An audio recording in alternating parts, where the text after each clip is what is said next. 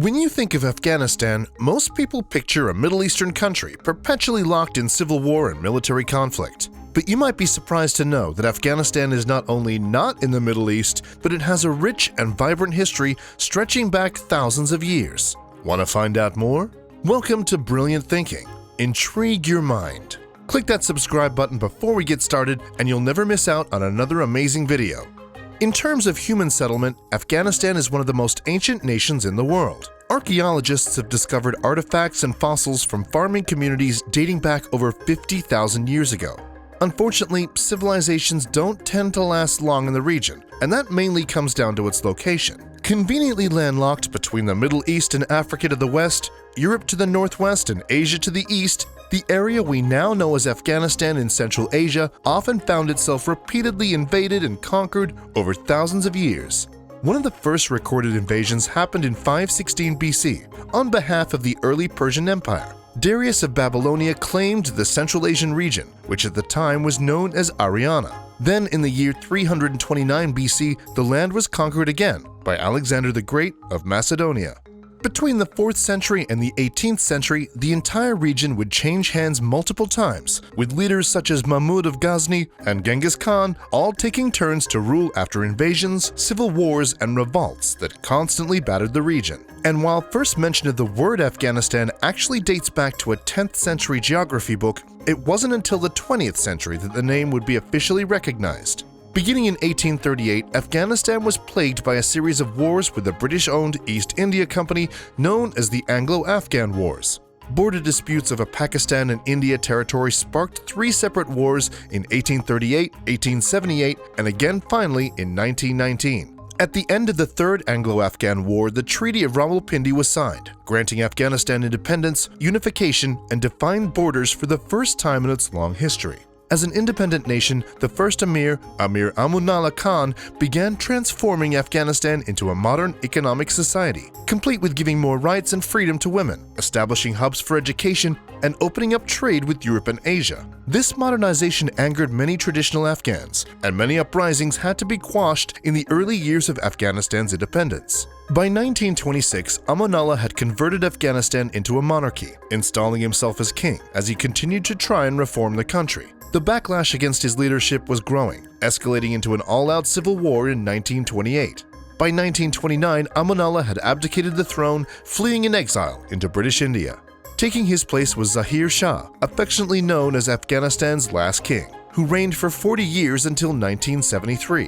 While the king was on a trip to Italy, his cousin Mohammad Daoud Khan staged a non-violent military coup, seizing control of the nation and declaring Afghanistan a republic. Khan made himself the president, establishing close foreign relations with the USSR. While Khan was progressive on the one hand, he was a fierce ruler and forced many of his opponents out of the government so he could maintain ultimate control. But as history repeats itself, Khan would be killed during a communist coup in 1978, eventually replaced by Nur Muhammad Taraki, who tried distancing the country from communist Soviet influence, instead choosing to base their policies on Islamic principles. In 1979, the tensions between the Soviet Union and Afghanistan had reached a boiling point, leading to the USSR's invasion of Afghanistan on December the 24th. This 9-year war led to millions of Afghans being displaced and fleeing to Pakistan and Iran.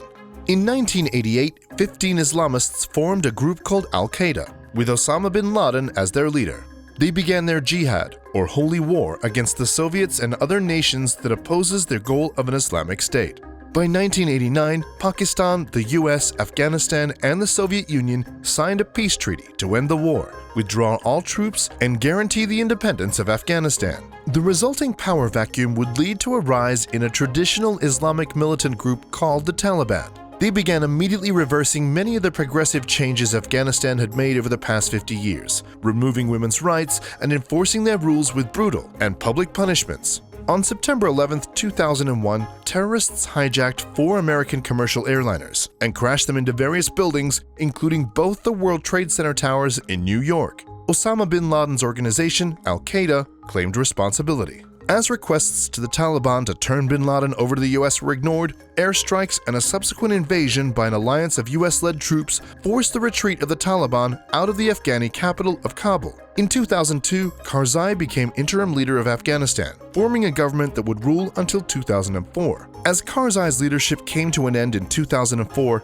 a presidential election was held, with over 10.5 million Afghan people enrolled to vote. Receiving just over 55% of the vote, Karzai was again returned to power. Unfortunately for Afghanistan, the successful election did not end the fighting, and the war between the Taliban and Al-Qaeda raged on.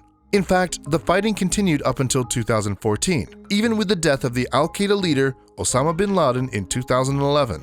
The current president, Ashraf Ghani, was elected in a controversial election in 2014 and has been in charge of overseeing the NATO troop withdrawal and international military training program since then. And although US involvement in Afghanistan has been winding down for some time now, it's only in 2021 when the final base was handed over and the troops headed home. Who knows what the future holds for the troubled nation? Hopefully better times for their long-suffering citizens. And that's all we have time for on the history of Afghanistan. We hope you learned something. Did anything in today's video surprise you? Did we leave any facts out? Let us know in the comments. If you've enjoyed this video, please give us a like. And if you're not already subscribed, hit that red button and notification bell to be a part of the fun.